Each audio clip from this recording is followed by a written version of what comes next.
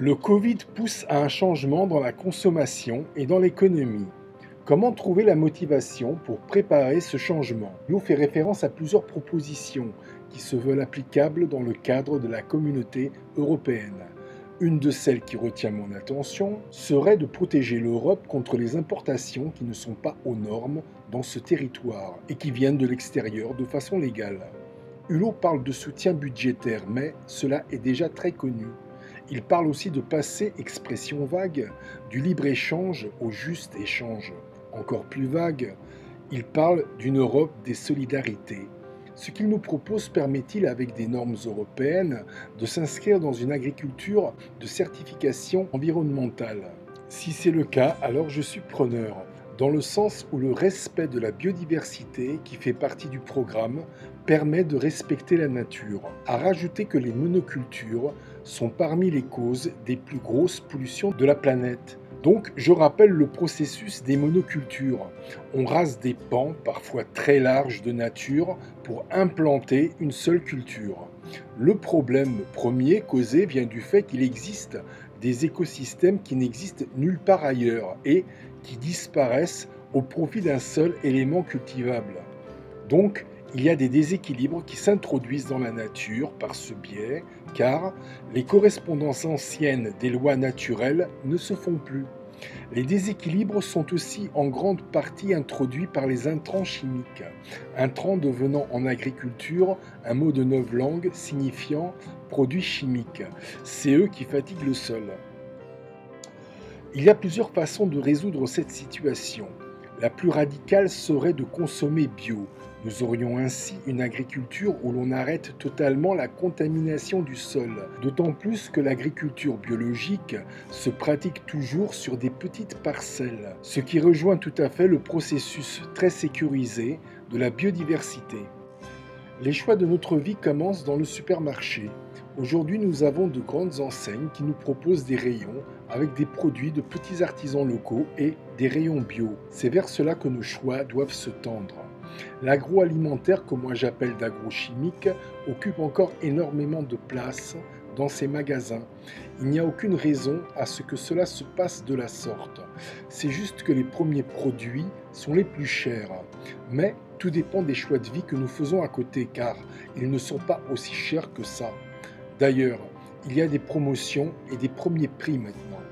Ce cercle vertueux de l'alimentation doit s'accompagner d'une plus grande emprise du citoyen sur le système dans lequel il vit et surtout le système qui a pour réputation d'être le plus difficilement maîtrisable, l'occidental. Il y a de plus en plus de pression de groupes qui s'appuient sur des études de marché pour que le protectionnisme des pays occidentaux s'amenuise de plus en plus pour permettre une plus grande libéralité de l'import-export.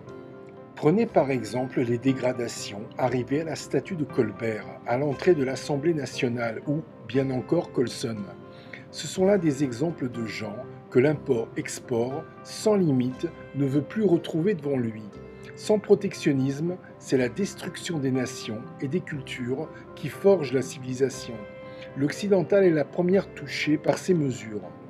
La plus grande force de ces groupes de pression est la dette occidentale. Il ne faut pas toujours imputer de corrompus les États subsahariens et autres quand on touche le sujet du paiement des produits qu'ils exportent vers l'Occident. Trop souvent, l'argent ne suffit pas pour créer un système social mobilisateur pour les citoyens de ces pays. Une des façons de régler la dette est l'arrivée en masse de migrants en Occident. Ce sont à la base des engagements des pays occidentaux. Il y a aussi la problématique gestion des minorités. Il faut bien comprendre que la finance est l'élément central du monde d'aujourd'hui. Il faut prendre conscience que les ressources planétaires s'épuisent, ainsi que les autres plus secondaires qui vont avec. Tout ça est une conséquence du libéralisme absolu. Dans le système libéral, il n'y a pas assez pour tous. La politique que l'Occident mène encore va dans le sens d'une élite issue de la diversité, mais accompagnée d'une majorité pauvre, lupénisée. Le libéralisme est dans son absolu un style de vie. En tant que tel, il est philosophique. Après les ressources matérielles, c'est le tour des ressources mentales. Le citoyen est invité à opposer une résistance, à ne pas se laisser aller à cette contre-nature. Aujourd'hui, le temps est à la participation. Bolsonaro avec le Brésil, Trump avec les États-Unis, le Royaume-Uni avec le Brexit.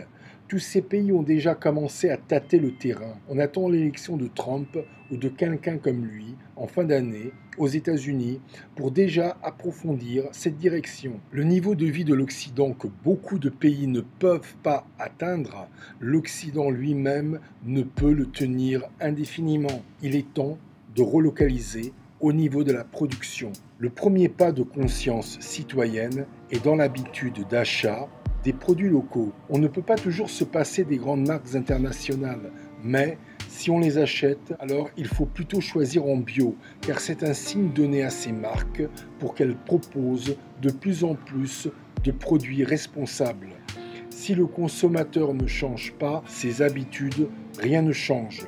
Les grandes enseignes sont conduites par de grands investisseurs qui, si on le leur propose, ne veulent pas mourir.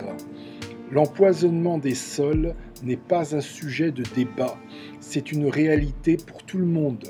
C'est au consommateur de faire peser ses choix quand il achète quelque chose. Beaucoup des grands investisseurs ne prennent pas le risque de changer les produits tant que les revenus ne sont pas assurés. Ce sont souvent des gens dont la fortune date des années 50 et ils ne changent pas de cap dans leur statut de milliardaire. C'est aux consommateurs de faire pression. Les ressources planétaires s'épuisent toujours chaque fois que l'être humain ne trouve pas, comme pour le cas du libéralisme, un système équilibré entre le matériel et le psychologique.